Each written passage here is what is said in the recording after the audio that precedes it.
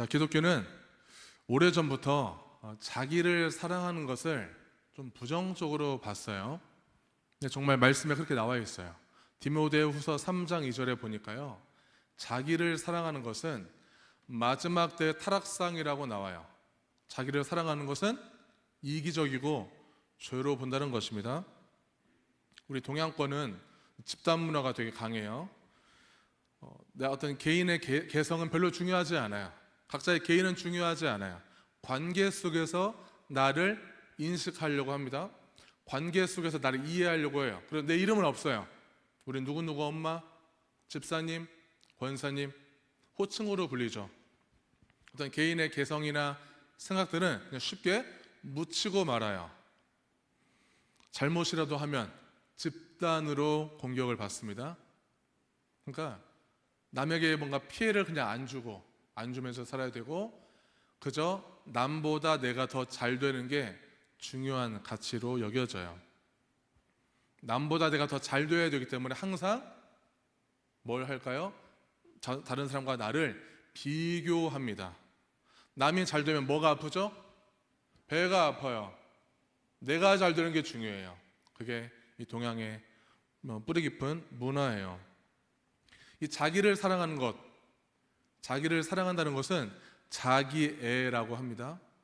자기애는 누구나 다 갖고 있어요. 근데 이 자기애가 전부 다 나쁜 것은 아니에요. 건강한 자기애가 있고 병든 자기애가 있어요. 이 건강한 자기애라는 것은 장점과 단점을 인정할 줄 알고 수용할 줄 알아요. 장점 때문에 교만하지 않아요. 단점이 있다고 해서 주눅들지 않고 오히려 이 단점을 가지고 동기부여가 돼서 더 열심히 살아요. 이것을 내 약점을 승화시키는 삶을 사는 것입니다. 내가 소중한 것처럼 다른 사람도 소중하게 대할 줄 알아요. 병든 자기애는 나만 생각해요. 나만 바라봐요. 있는 그대로 내 자신을, 다른 사람을 사랑하지 못해요. 그리고 자기를 이상화시키려고 해요. 이상적인 사람으로 나를 둔갑시켜요. 왜 그럴까요? 내 안에 있는 여러 가지 단점, 어떤 안 좋은 것들, 이런 것들을 다 감추기 위해서 더 현실적인 내 모습과는 다른 완전히 이상화된 내 모습으로 만들어 버리는 거죠. 내 자신을. 열등감과 수치심을 감추려고 하는 거예요. 반대로 완전히 내 자신을 평가절하해서 그냥 피해자 마냥 피해의식 가지고 살아가요. 그러다 보니까 눈치를 많이 봅니다. 이런 사람들은 인정욕구가 너무너무 커요. 인정욕구가 크니까 다른 사람이 나를 향해서 비판하거나 지적을 하면은 굉장히 예민해집니다. 이 건강한 자기애는 순서가 있어요. 레위기 19장 18절에 보면요, 내 이웃 사랑하기를 내 자신과 같이 사랑하라 말씀하고 있어요. 그러니까 사랑이라는 것은, 건강한 자기라는 것은 먼저 나를 사랑할 줄 알아야 다른 사람을 사랑할 수가 있어요. 이건 정말 진리 같아요.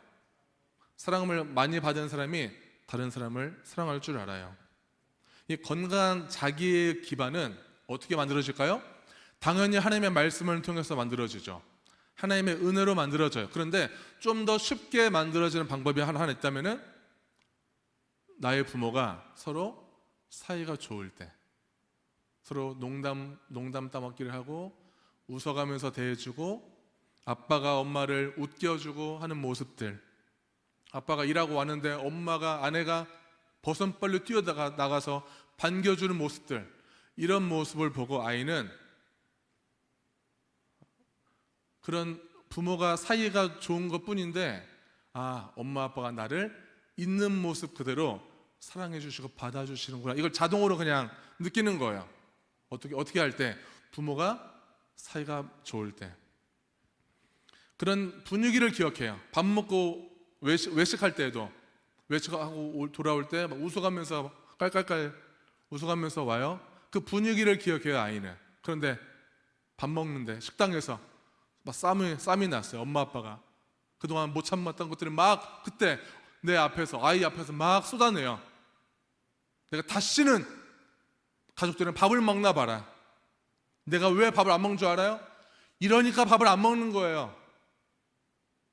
그런 분위기를 기억해요. 아빠가 화를 참지 못해서 밥상을 엎어버렸을 때 그러한 장면들이 아주 뇌리에 박혀요. 아이는 불안하죠. 부모가 내 전부인데 부모라는 그 기반의 땅이 지진이 났으니까 아이는 살아야 하거든요. 불안해도 살아야 하거든요. 거기서 살아남기 위해서 경계 모드를 가지고 살아가요. 그러면 어떻게 살아갈까요? 미어캣처럼 여기 위험한가? 여기 안전한가? 저 사람은 적인가? 아군인가? 계속 몸은 잔뜩 긴장하고 계속 머리를 돌리면서 살아가요. 저녁에 집에 돌아오면은 녹초가 되어 있죠. 너무 머리를 써서 너무 불필요한 곳에 에너지를 많이 쓰느라 기가 다 빨려 있어요. 나를 지켜내고 방어하고 나를 이 불안을 어느 정도 해소하기 위해서 에너지를 막 쓰고 살아요.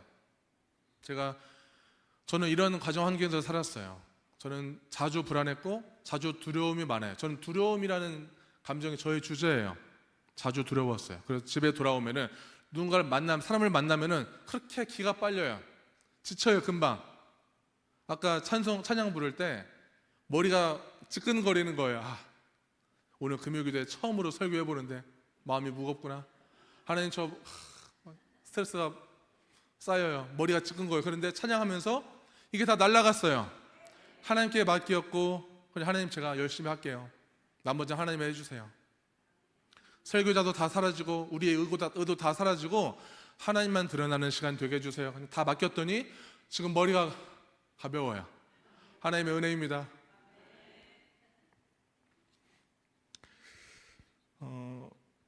우리가 초등학교 입학하면은 그동안 집에서는 왕자, 공주로 대접받았는데 학교 가니까 전부 다 왕자 출신들, 공주 출신들이 가득 있어요. 이제 더 이상 나만 예쁨 받을 수가 없는 거죠.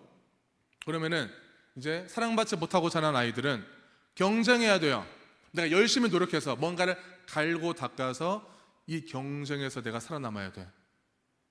그러니까 사랑받는 것도 경쟁에서 살아남으려고 하는 거예요.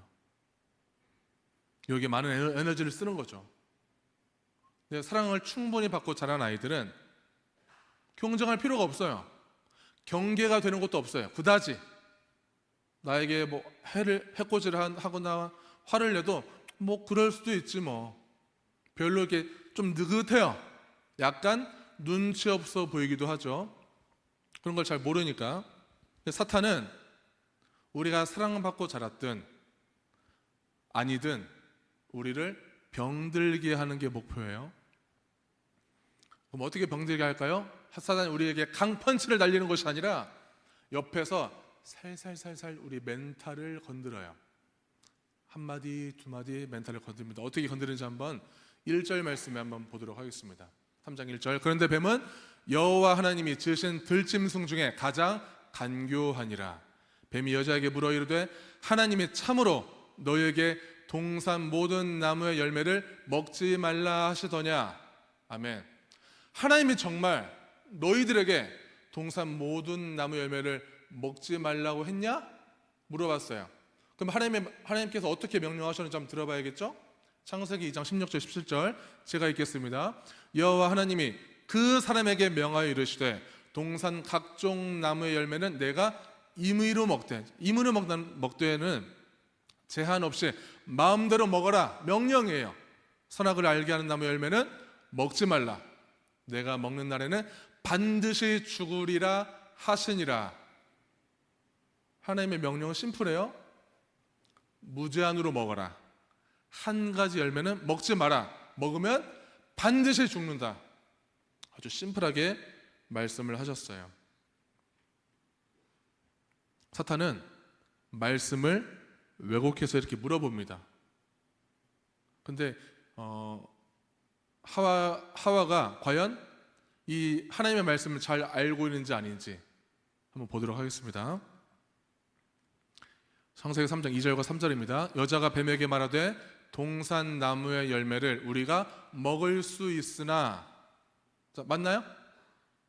임으로 먹으라고 했어요. 먹을 수 있으나, 이건 조금 어감이 좀 다릅니다. 전체 다 먹으라고 했는데 먹을 수 있다. 좀 더 볼게요. 동산 중앙에 있는 나무의 열매는 하나님의 말씀에 너희는 먹지도 말고 만지지도 말라. 만지지 말라고 했었나요 아까? 그러면 첨가가 됐어요. 너희가 죽을까 하노라 하셨느니라. 반드시 죽는다고 했는데 죽을 수도 있다. 그러니까 만약에 우리가 하와라면은 뱀에게 뭐라고 해야 돼요? 우리가 먹을 수 있으나가 아니라 하나님이 말씀하셨어. 하나님이 모든 나무 열매는 다 먹으라고 했어. 다 먹지 말라고 했다고? 우리는 반박할 수 있어야 돼요. 다 먹으라고 했기 때문에. 근데 먹을 수는 있으나 어감이 달라졌죠? 뭔가 좀 흐릿해졌어요. 자, 가만 보면은 하나님의 명령은 하와가 창조되기 전에 아담에게 했던 명령이에요. 하와는 모르죠. 근데 하와가 지금 어느 정도 좀 알고 있잖아요. 어떻게 알게 됐을까요? 아담이 양육했어요. 아담이 제자 훈련을 한 거죠. 열심히 전달을 해줬습니다. 근데 흐릿하게 대강 기억하고 있어요.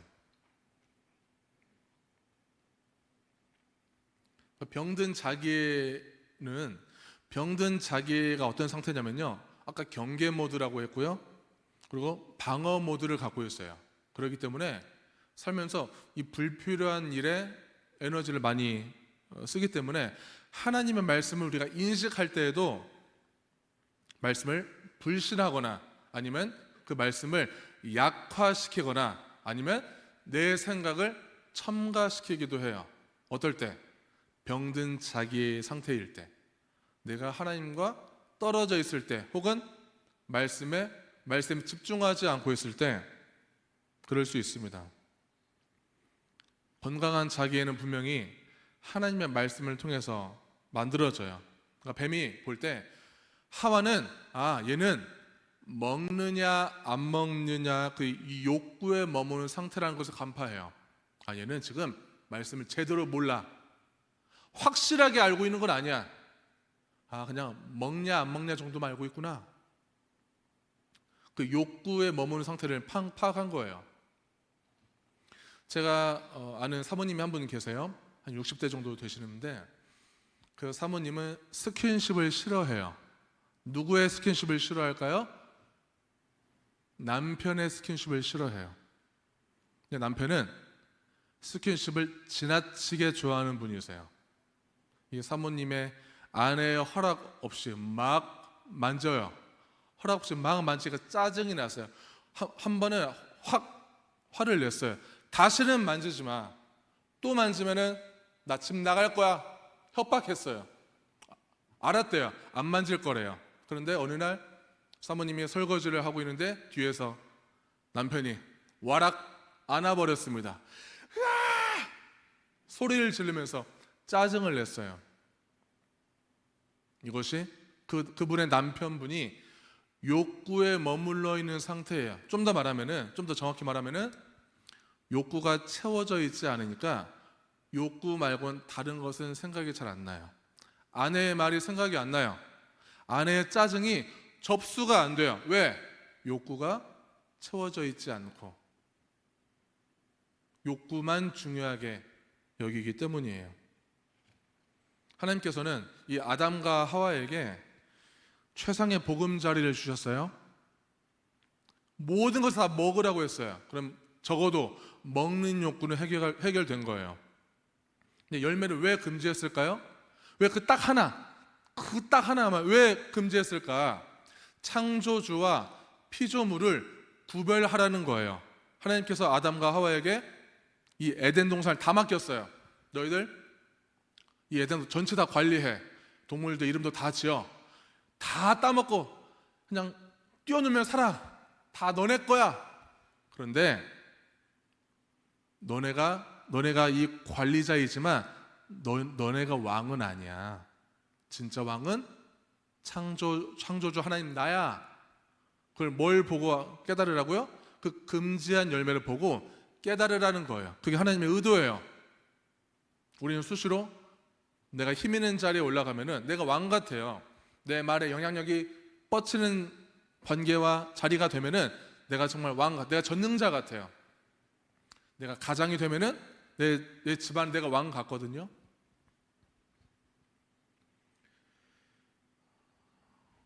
하나님의 명령은 분명히 우리 인간의 생명을 풍성하게 하는 축복의 말씀이에요. 단순히 그냥 먹는 문제가 아닙니다. 하와는 먹는 문제만 그쳤어요. 그냥 행위만 피하면 돼. 안 먹기만 하면 돼. 하나님의 의도, 정신, 마음 별로 관심 없어요. 상관없어요. 안 먹기만 하면 돼. 지키기만 하면 돼. 지키기만 하면 된다는 율법주의 상태. 뱀이 간파한 게 그거예요. 얘는 욕구 정도, 그냥 지키는 것만 중요한 상태라는 것을 깨달아요. 간파하죠. 뱀이 이걸 알고 하와의 신념을 완전히 깨뜨려 버립니다. 4절과 5절을 같이 보도록 하겠습니다. 뱀이 여자에게 이르되 너희가 결코 죽지 아니하리라. 너희가 그것을 먹는 날에는 너희 눈이 밝아져 하나님과 같이 되어 선악을 알 줄 하나님이 아심이니라. 아멘. 하나님과의 관계를 깨뜨려 버리는데 몇 마디면 충분해요. 단 4마디. 4마디면 충분했어요. 사람이 실족하고 시험 드는 거 몇 마디면 충분하죠? 단 1마디도 충분해요. 말 한마디로 우리는 혼이 나가게 할 수 있어요. 그럼 정말 성도님들 그 말 한마디에, 한두 마디에 내 혼이 나가지 않도록 정신을 꽉 붙잡기를 바랍니다. 우리는 수시로 말 한마디 때문에, 그 한마디 때문에 그냥 정신이 하얘져요. 시험 들어요. 사단이, 뱀이 뭐라고 했죠? 죽지 않아. 눈이 밝아져. 하나님과 같이 될 거야. 그리고 선악을 분별할 줄 알게 될 거야. 한마디로 정리하면은 야, 너도 하나님처럼 될 수 있어. 이 말을 들으니까요, 하와가 그동안 알고 있던 그 금기의 열매가 완전히 다르게 보입니다. 어떻게 다르게 보였을까요? 6절 말씀 보겠습니다. 여자가 그 나무를 본즉 먹음직도 하고 보암직도 하고 지혜롭게 할 만큼 탐스럽기도 한 나무인지라. 여자가 그 열매를 따먹고 자기와 함께 있는 남편에게도 주매 그도 먹은지라. 아멘. 사람은 신념에 따라서 사물과 세상과 사람이 다르게 보여요. 여기 어울리는 속담이 있죠. 자라보고 놀란 가슴 뭐 보고? 소뚜껑 보고 놀라요. 자라보고 충격받았어요. 자라보고 트라우마가 생겼어요. 소뚜껑만 봐도 자라인 줄 알고 놀라는 거예요. 우리가 과거에 경험했던 모든 경험들 중에서 내 정신에 타격을 준 것들, 충격을 준 것, 상처를 주고 트라우마로 남긴 것들은 내 사고 체계와 신뢰 체계를 완전히 망가뜨려 버립니다. 그럼 현실을 현실 그대로 보지 않고 깨진 눈으로 봐요. 왜곡되게 해석해요, 현실을. 그럼 인생이 그때부터 피곤해지는 거예요. 인생이 괴로워지는 거예요, 그때부터. 하와는 이 뱀의 왜곡된 진리가 설득이 되니까 하나님으로부터 멀어지기 시작해요. 그리고 내 남편, 내 아담이 그동안에는 사랑의 관계였는데, 동역의 관계였는데, 이제는 같이 하나님을 거역하는 공범 관계가 되는 거예요. 아담은 자기 죄를 뉘우치지 않고 남 탓을 해요. 12절을 같이 보겠습니다. 아담이 이르되 하나님이 주셔서 나와 함께 있게 하신 여자, 그가 그 나무 열매를 내게 주므로 내가 먹었나이다. 아멘. 아담이 여자에게 탓을 합니다. 또 누구에게 탓을 할까요? 하나님이 나에게 주신 그 여자가 라고 했기 때문에 하나님께도 책임을 전가하는 거예요. 하나님이 하와에게 묻죠. 너 왜 그랬니? 뱀이 저를 꼬셨어요. 하와도 남 탓하는 거예요. 우리가 종종 좀 생각해 볼 필요가 있어요. 사단이 나를 꼬셨어요. 사단이 날 유혹한 거예요. 이렇게 우리가 고백할 때가 있는데 정말 그런지 생각해 봐야 돼요. 내 안에 무언가가 나를 유혹하거나 날 끄집어 당긴 게 아닐까? 사단이 마치 삼자인 것처럼 우리가 책임을 떠넘길 때도 있어요. 그걸 좀 생각해 보고 우리는 표현을 해야 됩니다. 남 탓은요, 사랑에 꼭 금이 가게 해요. 남 탓은. 저희 집은 그 어떤 분리수거 같은 것들이 나올 때, 빈 박스들이 나올 때 현관에 그냥 다 몰아 넣어요. 현관에 한쪽에 다 그냥 쌓아놔요. 나가면서 이제 눈에 보이니까 금방금방 정리할 수 있도록. 제가 정리정돈을 참 좋아하거든요. 빨리 그냥 눈에 이걸 정리하는 걸 되게 제가 마음 편하려고 그러는 거예요. 이게 아내와 저만의 이제 남목적인 약속이에요. 현관에 다 분리수거할 것들 놓으면은 다 이제 버리기로 이제 나름대로 약속이 된 거예요. 저희 부부가 대학 동기 모임을 이제 앞두고 있는데 우리 결혼할 때 다 와줬던 그 고마운 사람들 밥 한번 사주자. 그리고 좀 선물도 하나씩 주자. 어떤 고급 수건을 이제 사기로 했어요. 준비하기로 했습니다. 어느 날 현관에 이제 큰 박스가 생겼어요. 저는 이제 바로바로 이제 정리하려고 바로 이제 들고 분리수거장에 가서 다 이제 버렸어요.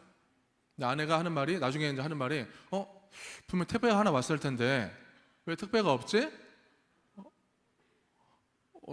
저는 현관에 없다고 했어요. 분명히 도착했는데 아차 싶은 거죠. 당장 내가 아까 버려서 하면서 당장 나가서 분리수거장에 갔는데 이미 비워진 상태. 그 10만 원이 넘는 그 수건 13만 원짜리인가 그랬을 거예요. 그 고급 수건이 다 날아갔죠. 당장 관리사무소에 전화했어요. 역시 돌이킬 수 없는 상황이 되고 말았습니다. 너무 짜증나는 거예요. 저는 아내가 저한테 그랬어요. 아니 왜 버렸어? 확인 안 해봤어? 무겁지 않았어? 저도 막 짜증나니까 아니 샀으면 샀다고 말을 해야지. 그렇게 서로 언성이 높아지고 이제 둘이 가만히 있었어요. 한 자리에. 네, 계속 이것도 소화하는 작업을 한 거죠. 너무 탓을 했나? 너무 소리 질렀나? 주한이도 다 들었을 텐데. 그러면서 이건 탓을 할 게 아니지. 우리가 정확하게 약속을 뭔가 하지 못했기 때문에 벌어진 일이야. 이렇게 받아들이게 됐습니다. 남 탓은 관계를 무너뜨리고 깨뜨리는데 아주 효과가 좋은 방법이에요. 근데 우리는 사랑을 해야 하잖아요.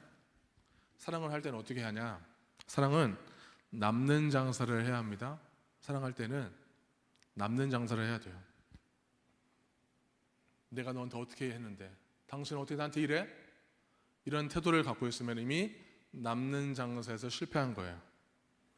부부 사이든 연인이든 친구 관계이든 그런 태도로 사람을 대하기 시작하면은 내가 너한테 이만큼 했는데 어떻게 나한테 이렇게 할 수가 있어? 이런 태도는 남는 장사를 못한 거예요. 사랑이라는 것은 자기가 해주면서 해줄 수 있는 것 그 자체만으로 보상을 받아버리는 거예요. 그게 사랑의 속성이에요.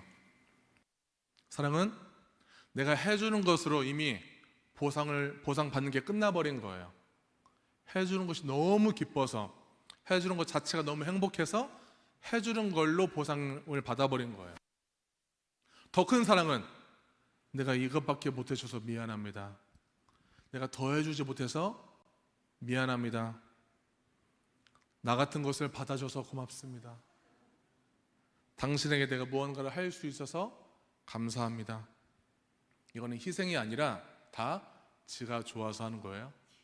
다 지가 남는 장사를 하는 거예요. 다 자기 딴에는. 그것이 물질이든 시간이든 사랑을 주고 그때마다 자기가 보상을 받아버렸어요. 뭘 받은 것도 없는데 받았어요. 그게 사랑의 진짜 사랑이죠. 받아내려고만 하는 사랑은 가짜일 가능성이 큽니다. 그 시인 중에 유명한 윤동주 시인이 있어요. 윤동주 시인은 아마 27세에 아마 죽었을 거예요. 그러니까 20대 이런 시를 썼어요. 제목이 십자가예요. 예수를 향한 어떤 시를 썼는데 예수를 이렇게 표현해요. 예수를 괴롭지만 행복한 사나이라고 말해요. 그 이유는 십자가 첨탑에 달릴 만큼 사랑할 대상이 있었다는 거예요. 예수는 분명히 괴롭고 힘들었지만 행복한 사나이라는 거죠. 그럼 그 시인이 이제 우리에게, 저와 여러분에게 묻겠죠? 당신은 당신의 십자가에 달릴 만큼 사랑한 대상이 있습니까? 우리는 그러한 사랑을 지금 하고 있습니까? 십자가가 중요한가요? 십자가가 중요한 게 아니에요. 십자가에 달릴 만큼 내가 사랑할 대상이 있냐는 거예요. 내가 다 참아줄 만큼, 내 욕망도 포기할 만큼, 나를 제단에 바칠 만큼 그 사랑의 대상이 나에게는 가치가 있는 사람인가? 묻는 거죠. 하나님과 우리 사이가 죄 때문에 멀어졌지만 다시 화목하게 하기 위해서 예수께서는 자신을 제물로 바쳐버렸어요. 우리 성도님들께서 그동안 살아왔던 수많은 세월, 수많은 경험 속에서 과거에 상처받은 모습이 있을 거예요. 지우고 싶은 기억이 있을 겁니다. 그리고 미운 내 가족, 내 형제, 내 친구, 내 식구, 우리 교인 식구 또 있을 거예요. 그런 사람들과 사이가 회복되려면은 먼저 나를 제물로 바쳐야 되는 거예요. 저 사람이 변해야 돼요. 저 사람이 생각을 고쳐 먹어야 돼요. 절대 그런 일은 벌어지지 않아요. 내가 제물로 바쳐야 되는 거예요. 내가 모든 걸 다 포기하고 하나님께 전적으로 맡겼을 때 화해가 이루어지고 회복이 일어나는 것입니다. 제가 인간관계가 되게 힘들 적이 있었어요. 목회를 하다가 전도사 때 너무 힘드니까 뜻대로 잘 풀리지가 않으니까 목회를 중단해 버렸어요. 더 이상 목회는 재미가 없어. 목회가 너무 힘들어. 그러다가 도대체 난 누굴까? 인간에 대해서 탐구하기 시작했어요. 난 누굴까? 인간은 도대체 뭘까? 상담을 좀 공부하기 시작했죠. 근데 공부하다 보니까 내 풀리지 않은 내 그 아픔, 상처 이것들을 놔두고 그냥 언저리에서 공부만 했다면 지금 저는 여기 아마 서 있지 못했을 것 같아요. 저는 제 아픔을 해결하기 위해서 내가 살아온 모든 치부와 단점과 아픔들을 다 얘기했어요. 만나는 사람마다, 그 집단마다, 스터디 모임 때마다 계속 내 아픔을 계속 얘기했어요. 엄마를 욕하고 아빠를 욕하고 계속 나 열받게 한 사람 계속 욕하고 그 부장을 욕하고 누굴 욕하고 막 교인들을 욕하고 그동안 쌓아온 모든 것들 다 막 얘기해 버렸어요. 물론 안전한 공간 안에서 그 작업을 한 거죠.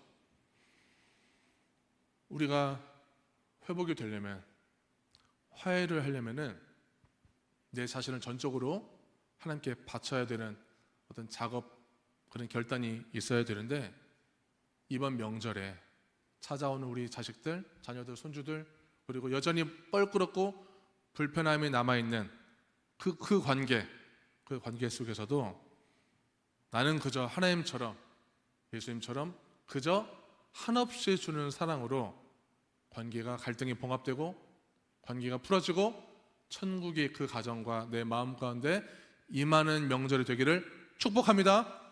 아멘. 생각의 균형을 이루면은 자기 죄는 못 보고 남의 죄만 봐요. 그러니까 남 탓을 하는 거예요.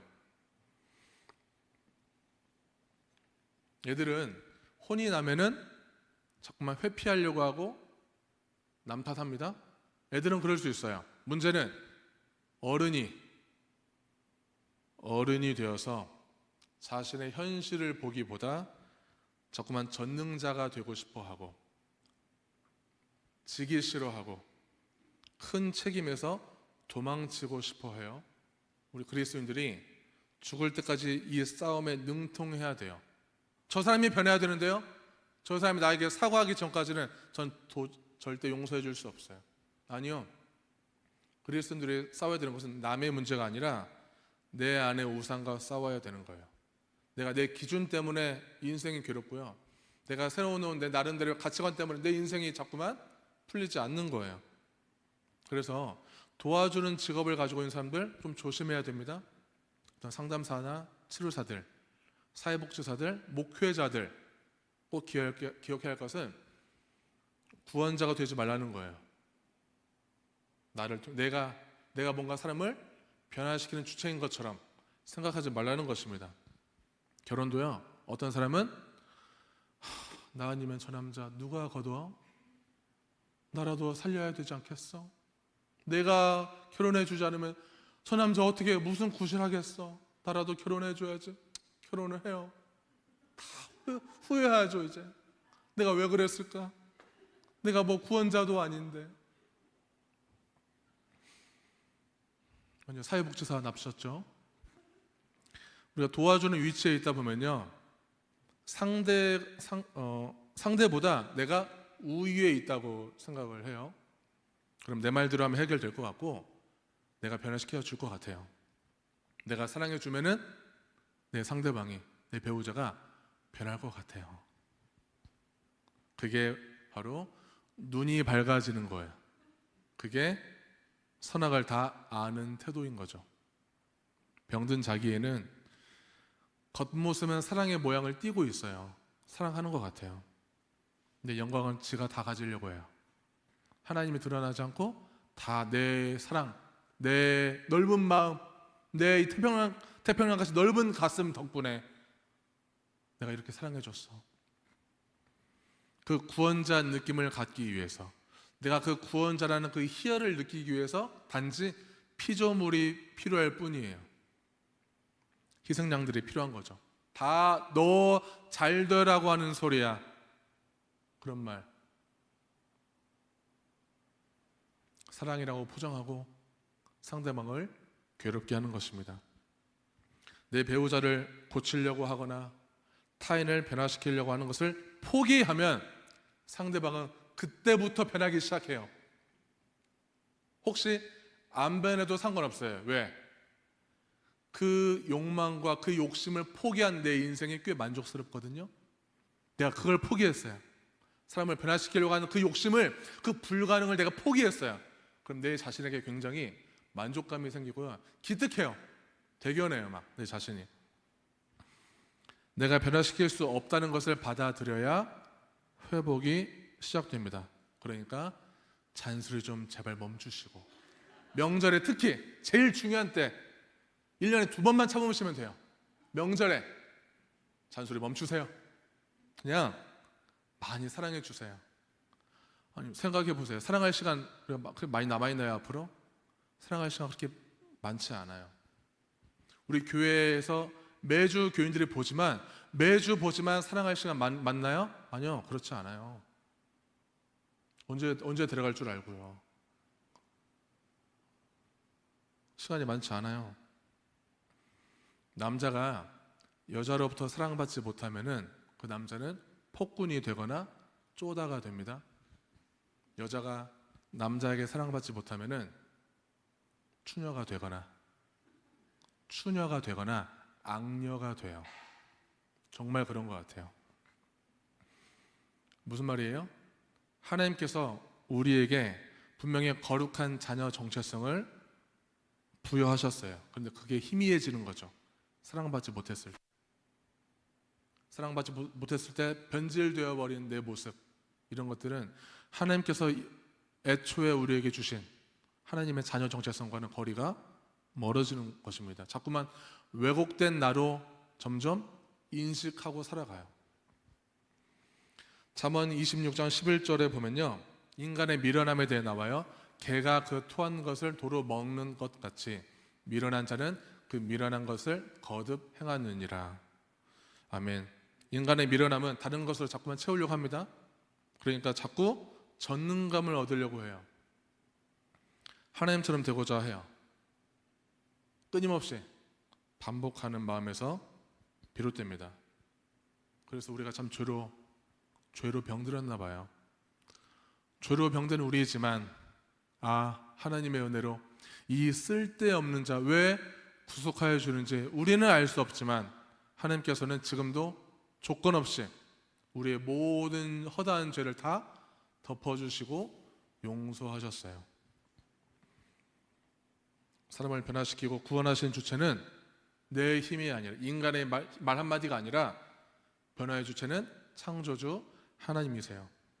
나만 바라보는 그 병든 사랑에서 이제 나도 살고 다른 사람도 살리는 하나님의 참된 사랑이 충만하기를 축원합니다. 하나님의 참된 사랑이 우리 가정과 교회와 모든 삶 가운데 충만하기를 축원합니다.